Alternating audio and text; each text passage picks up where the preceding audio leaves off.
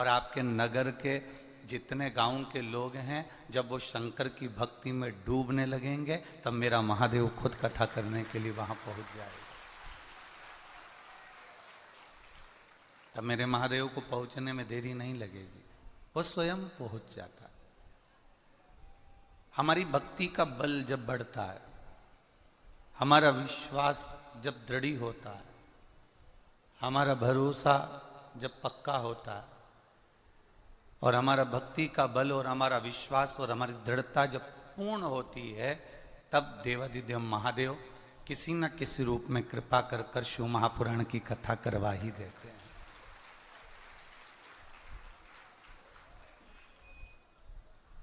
शिव तत्व को प्राप्त कर सकते हैं, हम कितना भगवान शंकर का भजन कर सकते हैं, हम कितनी शिव की स्तुति कर सकते हैं। एक क्षण हमारा यदि परमात्मा की ओर जा रहा है तो ये मानकर चलें कि परमात्मा के भी एक कदम हमारी ओर बढ़ रहा है, हमारे कल्याण के लिए। आप जितना क्षण, जितना पल, जितनी घड़ी, जितना समय, जितने घंटे, जितना जितना समय, 1 मिनट, 2 मिनट, 15 मिनट, 20 मिनट, आधा घंटा, 1 घंटा, आप जितना जितना समय परमात्मा की ओर बढ़ रहे हो, जा रहे हो, उनको दे रहे हो, उतना अनुभव करिएगा कि जितना जितना समय आप परमात्मा को दे रहे हो, उतना उतना परमात्मा आपके नजदीक आते चले जा रहे हैं, भगवान आपके करीब आते चले जा रहे हैं और आपका कल्याण निश्चित है। ये मानकर चलिए।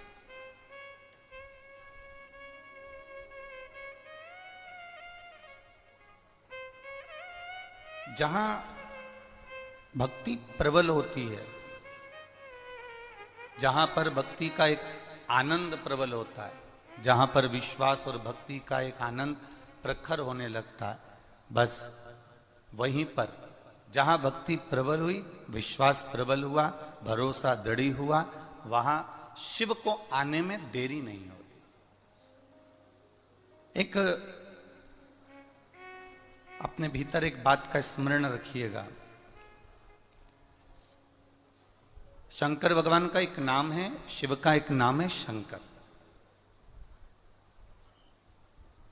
हम उनको शंकर कहते हैं। शंकर का मतलब जानते हो आप लोग? हम कहते हैं कि कुबेरेश्वर धाम, सीहोर की धरा, कुबेर भंडारी की भूमि कंकर शंकर की भूमि है। आप लोग भी कहते हो कंकर शंकर है। शंकर का मतलब क्या होता है? शंकर का मूल नाम का अर्थ क्या है? शंकर का अर्थ है जो आपकी जिंदगी में सुख की वर्षा कर दे, वो शंकर कहलाता है।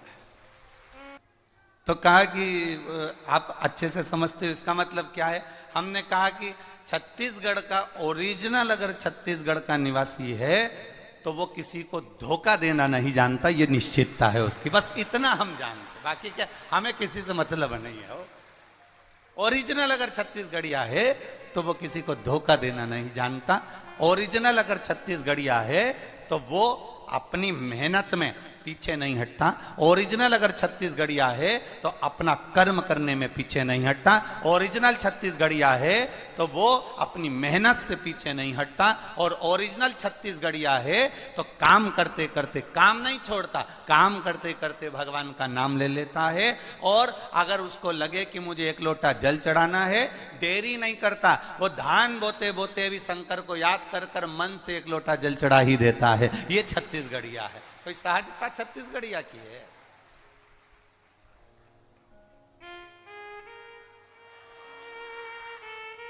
बोल बम का नारा है,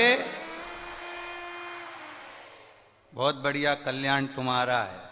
हो इतना धीमा बोल रहे हो गया कल्याण फिर तो तुम्हारा है। बोल बम का नारा है। तो छत्तीसगढ़ एक आनंद का विषय, एक रस तत्व का विषय, एक आनंद का विषय। सारे दुनिया के देवालय शिवालय में जहां जहां आप जाएंगे, वहां जहां अक्षत बाबा को चढ़ाया जाता है वो कहीं और का नहीं होता, मेरे छत्तीसगढ़ का होता है, इसलिए बाबा भी कृपा करता रहता है। भोला सब दुख काटो ओ भोला सब दुख काटो। ये शिव तत्व को प्राप्त करने की एक ललकता हमारे भीतर हो, हमारे अंदर उत्पन्न हो। ये हमारे ऊपर निर्भर करता है कि हम किस तरह से कथा को अपने अंदर उतारे, हम किस तरह से समझें। एक ब्यूटी पार्लर वाली जीजी ने एक अच्छी बेचारी बाई आई थी लड़की, उसको तैयार करा, उसका वो क्या बोलते हैं बहुत सारा हल्दी चंदन लगा लगा के लेपन करके फेस वॉश नहीं, फेसियल, हाँ अच्छे बोले हो, तुम तो बोले नहीं, पहले भैया बोल दिए हो, भैया बोल दिए फेसियल करा। अब उसका फेसियल करा तो वो एकदम चमक गई जोरदार। उसने चमकते से ही कहा पार्लर वाली से, कितने साल से तुम्हारा पार्लर चल रहा है? उसने कहा 22 साल से। पर दिख तो नया रहा। नहीं, इसको खोला तो मैंने अभी 1.5 महीने पहले। अच्छा, पहली ग्राहक आप ही है। अच्छा, तो 22 साल से क्या करती थी? कुछ नहीं, 8 घर में जाती थी, बर्तन मांज के आती थी।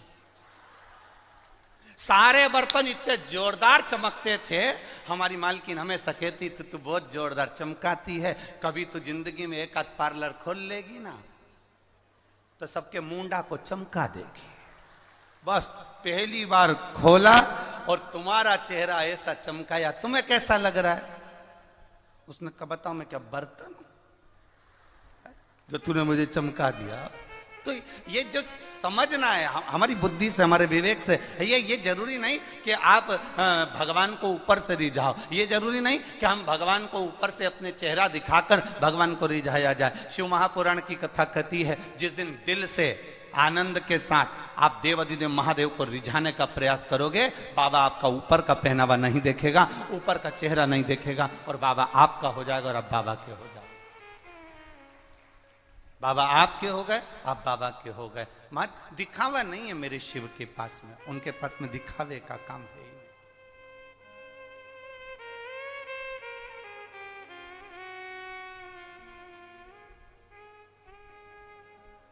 आप कितने साल से भगवान का भजन कर रहे हो? आप कितने साल से मंत्र का स्मरण कर रहे हो?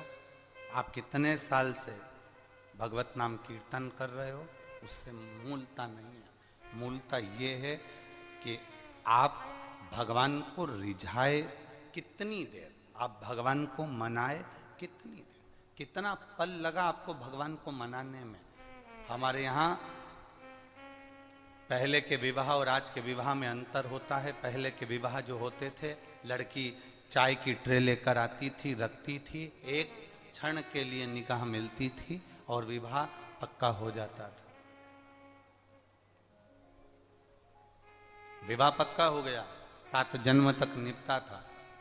आज के जमाने में लड़का लड़की को दिखा दो, मिला दो, होटल में रोज मिले, संबंध पक्का हुआ, फोन पर 8-8 घंटे बात हुई, उसके बाद भी संबंध होने के बाद भी, विवाह होने के बाद भी मालूम पड़ा कि 4 महीने, 3 साल, 2 साल में तलाक हो गया। इसको विवाह नहीं कहते महाराज। भगवान की भक्ति भी ऐसी होती है, तुम घंटों तक मंदिर के अंदर बैठे रहो और तुम सोचो कि भगवान मुझे मिल जाएगा, भगवान मिलने वाला नहीं। तुम गंगा के घाट पर घंटों तक बैठे रहो, तुम्हें लग जाए कि भगवान हमें मिल जाएगा, भगवान मिलने वाला नहीं। तुम नर्मदा जी के घाट पर घंटों तक बैठे रहो और तुम सोचो कि भगवान हमें मिल जाए, भगवान हमें नहीं मिलता। तुम सोचो कि मैं जंगल में जाकर बैठ जाऊं, घंटों तक वहीं पर बैठकर तप साधना करूं, भगवान मिल जाए, भगवान इससे नहीं मिलता। भगवान को पाने के लिए माला से ज्यादा मन की जरूरत पड़ती है। जितना हम मन से भगवान को रिझाने का प्रयास करते हैं,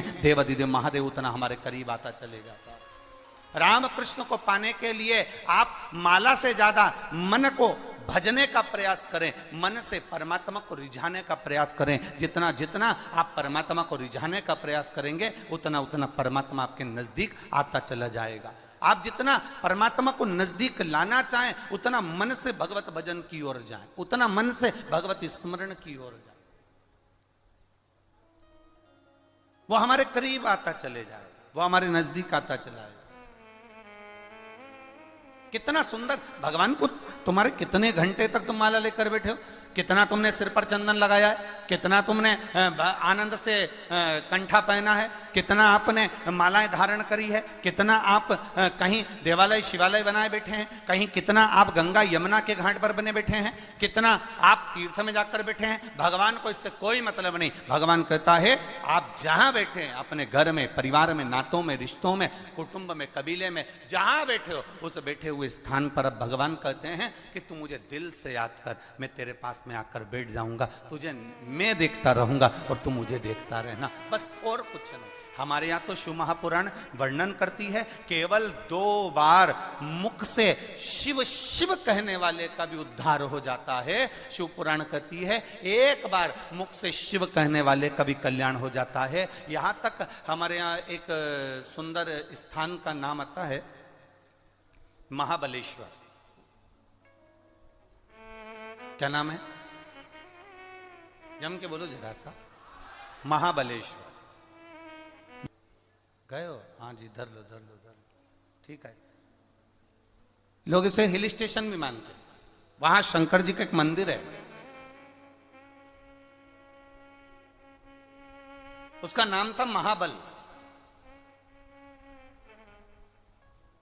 अब उसका नाम महाबलेश्वर हो गया। कभी स्मरण किया आपने कि महाबलेश्वर, महाबल, ये मंदिर जहां भगवान शिव विराजमान है, ये शंकर भगवान का एक अविरल शिवलिंग, सारे लिंगों से आनंद देने वाला राजलिंग माना जाता है। उसको हमारे यहां महाबलेश्वर कहा जाता है, महाबल कहा जाता है। आखिर उस शिवलिंग में ऐसा है क्या? उस शिवलिंग के आनंद में ऐसा सुख क्या है?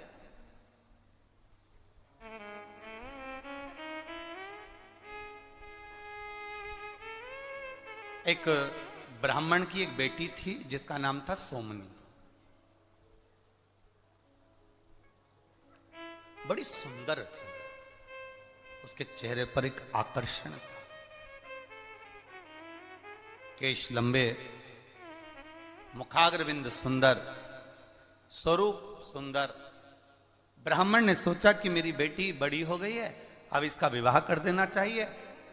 अब ब्राह्मण ने विचार कर कर उस सोमनी का विवाह एक ब्राह्मण बालक से कर दिया।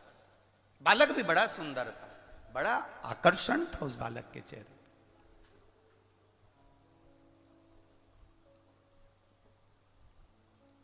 विवाह हो गया। केवल 3 वर्ष निकले थे, केवल 3 वर्ष। और 3 वर्ष निकलने पर ब्राह्मण को एक रोग लग गया। सोमनी के पति को एक रोग लग गया और सोमनी का पति वो रोग के कारणवश अपने प्राणों को त्याग दिया, मर गया, उसके प्राण छूट गए। अब सोमनी का पति मर गया, सोमनी ससुराल में रही। थोड़े दिन तक सोमनी ने अपने नियम को, व्रत को धारण किया, जो एक नारी को करना चाहिए वो नियम सोमनी ने धारण किया। उसके बाद सोमनी का मन ससुराल में लगा नहीं, वो अपने पिता के घर मायके चली गई और अपने पिता के घर में, अपने बाबुल के घर में वो रहने लगी। पर कुछ संगति व्यक्ति की बेकार हो जाती है तो अपना जीवन स्वयं बर्बाद कर लेती, अपना जीवन स्वयं बेकार। थी बड़ी सुंदर, चेहरे पर आकर्षण भी था, बड़ी सुंदरता उसके अंदर समाई हुई थी।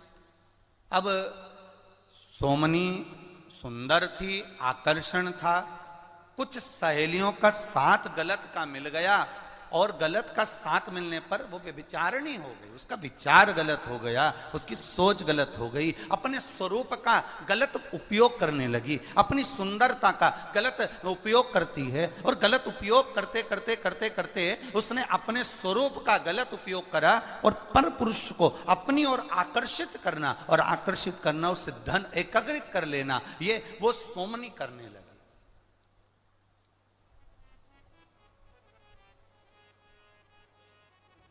वो सोम नहीं कर रही। एक विचार अपने अंदर उतार कर रखिएगा मेरी जीजियों, एक विचार अपने अंदर उतार कर रखना मेरी बहनों। अपने अंदर एक विचार को लेकर बैठना कि हमारी सुंदरता, हमारा स्वरूप, हमारी देह, हमारा शरीर, हमारी सुंदरता, शिव पुराण कहती है ये किसी को लूटने के लिए या किसी को बर्बाद करने के लिए नहीं, हमारी सुंदरता भगवान के भजन के लिए प्राप्त होती है, भगवती स्मरण के लिए प्राप्त होती है।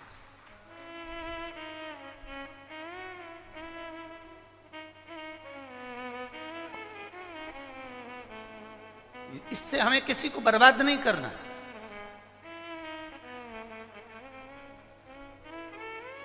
इस सुंदरता से हमें किसी को नष्ट नहीं करना। सोमनी ने अपनी सुंदरता का फायदा उठाया, पर पुरुष गमन करने लगी। समय आया, नगर के लोगों ने, गांव के लोगों ने सोचा ये नारी ठीक नहीं है, ये श्रेष्ठ नहीं है। एक तो पति मर गया, पति के मरने के बाद ये पर पुरुष गमन कर रही है, व्यभिचारिणी हो गई, गलत गलत जगह पर जाने लगी, गलत विचार करने लगी, पर पुरुषों को अपनी ओर आसक्त कर कर उनको बर्बादी की ओर छोड़ने लगी। गांव के लोगों ने विचार कर अब करें तो करें क्या। गांव के लोगों ने ब्राह्मण से कहा आपकी बेटी के लिए हम क्या कहें, पिता का दोष क्या होगा उसमें, ये संगत का दोष होता है। गलत संगति अगर हमें मिली है तो उसका दोष हमारे ऊपर आ ही जाता है।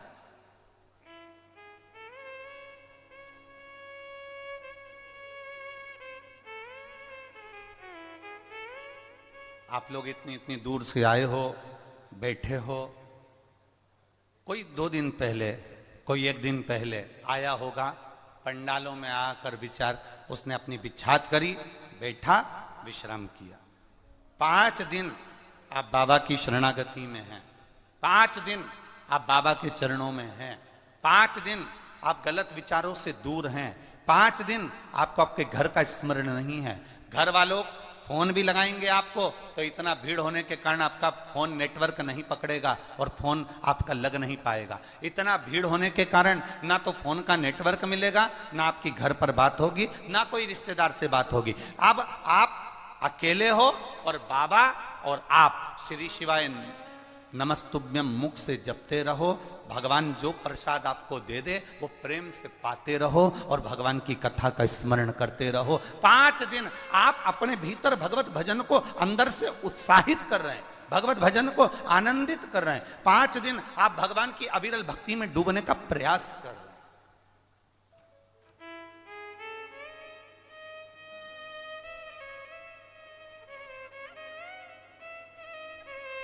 वो कहे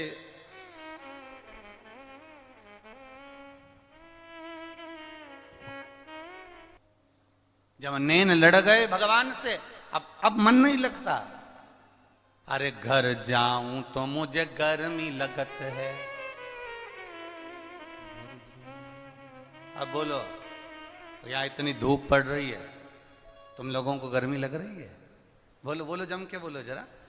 अरे घर जाऊं तो मुझे गर्मी लगत है, यहाँ पंखा चल रहा भोले का, मैं जाऊं अब करूं क्या जाकर मैं, जब यहाँ स्वयं मेरा शिव थोड़ी थोड़ी देर में। शंकर की उदारता क्या है, शिव कथा का आनंद क्या है। आप बैठे हो थोड़ी देर, आपका मन जब तक कथा में लगा है आपको गर्मी का महसूस नहीं होगी, गर्मी का एक अंश भी आपको नहीं लगेगा। पर जैसे ही आपका मन उच्चिष्ट हुआ, जैसे ही मन आपका दूर हुआ, जैसे ही मन आपका कथा से दूर हुआ, वैसे ही आपको गर्मी लगना चालू हुई और आपने तुरंत पंखा झेलना प्रारंभ करा। अर्थात भगवान शिव की कथा, भगवान शंकर की एक उदारता,